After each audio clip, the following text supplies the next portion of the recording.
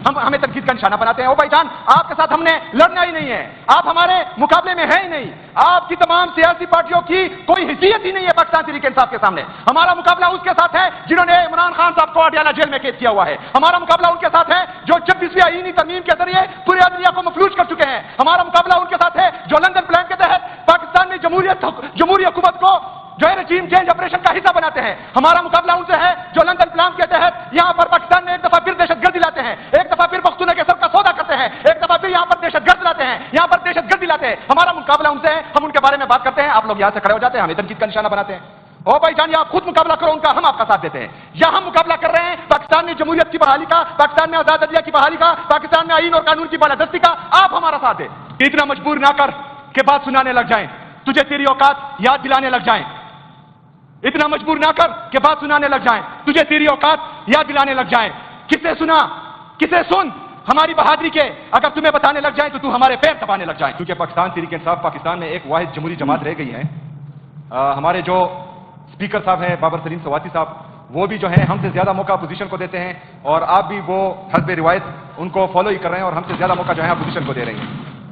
Madam speaker साहिबा, आपके इल्म में होना चाहिए कि जो पार्टियां पीडीएम 2 में अब हुकूमत में हैं, वो वहां पर फेडरल या कौमी असेंबली में हमारे अपोजिशन लीडर के साथ क्या कर रही हैं। इधर तो आप जो है जनाब शफी जान साहब का माइक बंद करके अपोजिशन लीडर को बोलने का मौका देती है जो पाकिस्तान तहरीक इंसाफ पर तनकीद करती है, लेकिन वहां पर जो है हमारे अपोजिशन लीडर को अरेस्ट करते हैं। मैडम स्पीकर साहिबा, यहां पर हमारे स्पीकर साहब जमहूरी बनने के लिए इनको बोलने का मौका देते हैं, लेकिन फेडरल गवर्नमेंट इनकी है और हमारे स्पीकर साहब जो कस्टोडियन ऑफ द हाउस है वो अडियाला जेल जाते हैं इमरान खान से मिलने के लिए, तो उनको वहां जो है मिलने नहीं दिया जाता। लेकिन यहां पर एक अपोजिशन का बंदा जो है उसके हक में बात नहीं करता कि उसके साथ ज्यादती हो रही है, और ये खैबर पख्तूनख्वा 4.5 करोड़ आवाम की बेइज्जती है, सिर्फ एक स्पीकर साहब की बेइज्जती नहीं है। हम तो चाहते हैं कि ऐवान मुकद्दस रहे। आज जो है चलो आज डिसाइड करते हैं, आप इस तरह करें, ज़र्फ दिखाएं जो आप गलत तरीके से फॉर्म 47 के जरिए और एस्टेब्लिशमेंट के जरिए हमारी 26 रिजर्व सीट्स जो आप हथिया गए हैं उन सब बैठे के ना स्पीकर साहब इनको बिठाएं। सुरेश कुमार साहब, ये सुरेश कुमार साहब, आप टास्क वाले को बिठाएं। सुहेल, आप 1 मिनट के लिए चुप हो जाए। सुरेश कुमार साहब, सुरेश कुमार साहब, मेरे ख्याल से आपको मुझे लड़ाई के लिए देखे गए हैं। प्लीज सुरेश साहब, वरना मैं 227 आप पर अप्लाई करूंगी। अभी आप 227 अप्लाई करूंगी। आप सिर्फ लड़ने के लिए आए हैं, पूरा माहौल आप खराब कर रहे हैं। सुने ना आप सुनने की सलाह फिर जवाब दें, अपने भाई ने जवाब दें। बैठे सुरेश साहब, बैठे सुरेश साहब, भाईजान मैं बैठे सुरेश साहब, हल बता रहा हूं। मैडम स्पीकर साहिबा, हल यही है ना, क्योंकि हमने जमहूरियत को मजबूत करना है। जो लोग गलत तरीके से आए हैं वो ऐवान की तकद्दुस को बहाल रखते हुए इस ऐवान से निकल जाएं। हकीकी जमहूरियत के जरिए ऐवान में आए, हम भी उनकी कदर करेंगे और लोग भी उनकी कदर करेंगे। अवाम का ये एतबार है इन पे कि ये जो बोलते हैं, ये जो करते हैं, ये जो कहते हैं, ना अवाम इनको सुनती है, ना देखती है, ना इनको वोट देती है। पूरे पाकिस्तान में सिर्फ 17 सीटें ये जीते हैं, तो ये तो इनकी मकबूलियत का हाल है। मेरे दोस्त इजाज साहब ने बात की कि यहां पर जो पख्तून कौमी जलगा हो रहा था, हम रात के 4-4 बजे तक उसको पुरअमन तरीके से वाइंड अप करने के लिए हमारे अपोजिशन बेंचेस भी, हमारे ट्रेजरी बेंचेस भी, हमारी सूबाई गवर्नमेंट भी उसमें सुबह 4-4 बजे तक मीटिंग कर रहे थे। मैडम स्पीकर साहिबा, यहां पर अमन और अमान के हवाले से जो इजलास चल रहा था बेहतरीन चल रहा था। इधर आज इजाज साहब ने बात की कि उलमा, हम जितने उलमाए हक पाकिस्तान में शहीद हुए हैं हम सबके लिए बोले भी हैं, उनके लिए आवाज भी उठाई है और हम चाहते भी हैं कि उनके साथ इंसाफ हो। लेकिन आप काइंडली मुझे यह बताएं कि आपके अपने अमीर मौलाना फजल रहमान साहब उनमें से कितने जनाजों पर गए? आप हमें यह बताएं कि उनमें से कितने उलमा जो हमारे शहीद हुए हैं उलमाए हक उन्होंने मुजम्मत की है? काइंडली ये जवाब आप मुझे फिर देंगे। मैडम स्पीकर साहिबा, स्मूथ चल रहा था सब कुछ। यहां पर परसों बाजावर से जो हमारा अपोजिशन का एमपीए है वो यहां पर मिन्नतें कर रहा था स्पीकर साहब को कि मैंने तकरीर करनी है, मुझे आप मौका दें। उससे पहले वो 2 दफा तकरीर कर चुका था। स्पीकर साहब ने पूछा कि आपने किस हवाले से बात करनी है, तो उसने कहा कि अमन अमान के हवाले से। स्पीकर साहब ने कहा बिल्कुल आपका हक है, मैं आपको माइक देता हूं। मैडम स्पीकर साहिबा, स्पीकर साहब ने उनको माइक दिया, उसने 10 मिनट सिर्फ और सिर्फ पाकिस्तान तहरीक इंसाफ और सूबाई गवर्नमेंट को तनकीद का निशाना बनाया। 10 मिनट बाद स्पीकर साहब ने उसको बार बार कहा कि अमन अमान और बाजावर के लोगों पर बात करें, लेकिन वो नहीं कर रहा था, तो स्पीकर साहब ने उसका माइक बंद कर दिया। अभी होता क्या है, मैडम स्पीकर साहिबा बाहर जब जाता है वो हम पर भी इल्जाम लगाता है, मुझ पर भी लगाता है, शफी जान पे भी लगाता है कि इसने वहां पर बाजावर के लोगों के खिलाफ बात की। हमने बात की सिर्फ और सिर्फ फॉर्म 47 के जरिए जो इस ऐवान का हिस्सा बने हैं उनके बारे में हम बात कम करते हैं, लेकिन हम जो इनको लाए हैं, जो पाकिस्तान की एस्टेब्लिशमेंट है, उनके बारे में हम ज्यादा बात करते हैं। फिर भी इनको तकलीफ हो जाती है, यहां से उठ जाते हैं। ہمیں تنقید کا نشانہ بناتے ہیں. او بھائی جان, آپ کے ساتھ ہم نے لڑنا ہی نہیں ہے, آپ ہمارے مقابلے میں ہیں ہی نہیں.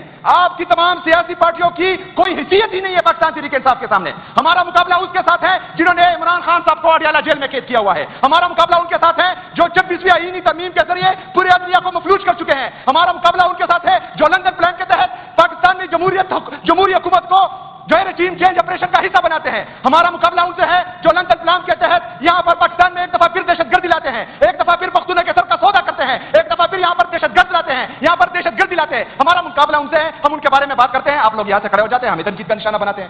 او بھائی جان, آپ خود مقابلہ کرو ان کا, ہم آپ کا ساتھ دیتے ہیں. یہاں ہم مقابلہ کر رہے ہیں پاکستان میں جمہوریت کی بحالی کا, پاکستان میں آزاد عدلیہ کی بحالی کا, پاکستان میں آئین اور قانون کی بالادستی کا. آپ ہمارا ساتھ دیں, ہم میں دعوت دیتا ہوں, آپ ہمارا ساتھ دیں. میڈم اسپیکر صاحبہ, امن و امان پر باتیں ہوئی آج میں خصوصی طور پر, کیونکہ عمران خان صاحب پاکستان کا سب سے مقبول ترین لیڈر ہے, وہ جیل میں ہیں. ان کی اہلیہ جو غیر سیاسی ہیں ان کو بنا حق قید کیا ہوا ہے. میڈم اسپیکر صاحبہ, عمران خان سیاسی قیدی ہے, لیکن اس کے ساتھ دہشت گردوں جیسا ظلم ہو رہا ہے جیل میں.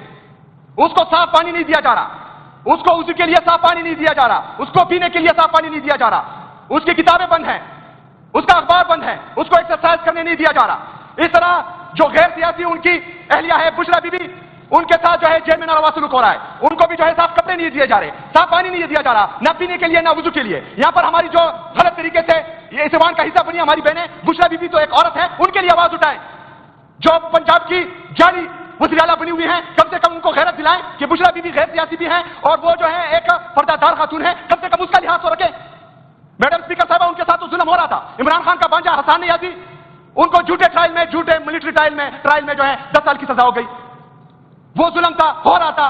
ان کی بہنیں جب اپنے بھائی سے ملنے جاتی ہیں اڈیالہ جیل, وہاں پر وہ دھوپ میں, سخت گرمی میں ان کو کھڑا کر دیا جاتا ہے, ان کو وہاں پر خوار کیا جاتا ہے, پھر اپنے بھائی سے ملنے کے لیے نہیں چھوڑا جاتا ان کو.